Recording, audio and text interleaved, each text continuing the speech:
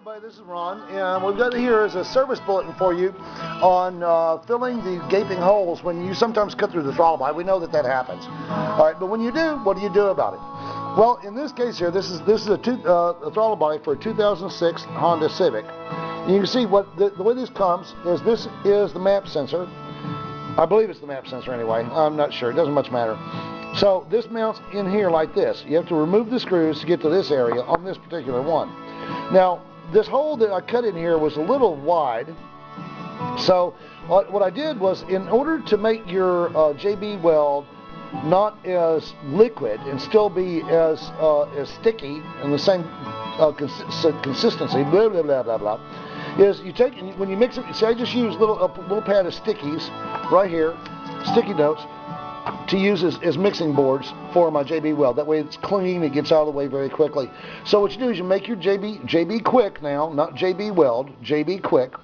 Otherwise you're going to be waiting 24 hours and the customer's not going to be happy.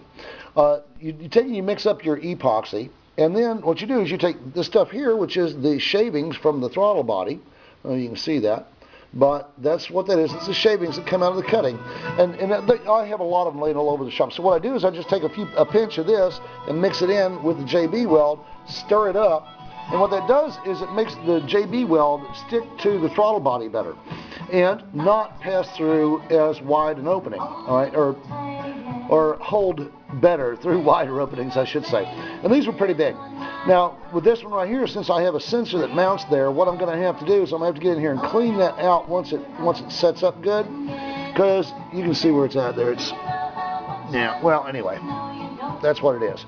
So, mix it up with JB weld, and mix the aluminum shavings with it, and that'll make it better. Oh yeah, and once you get this done, there's always some that will seep into the groove. As you can see, it's seeped in there. So what you do is you make one very light pass at a low speed with your Dremel in the same bit you used to cut it with, and just shave that back out to restore the shape of the groove. Okay? So there you have it. That's your service bulletin on how to patch a hole. Talk to you later.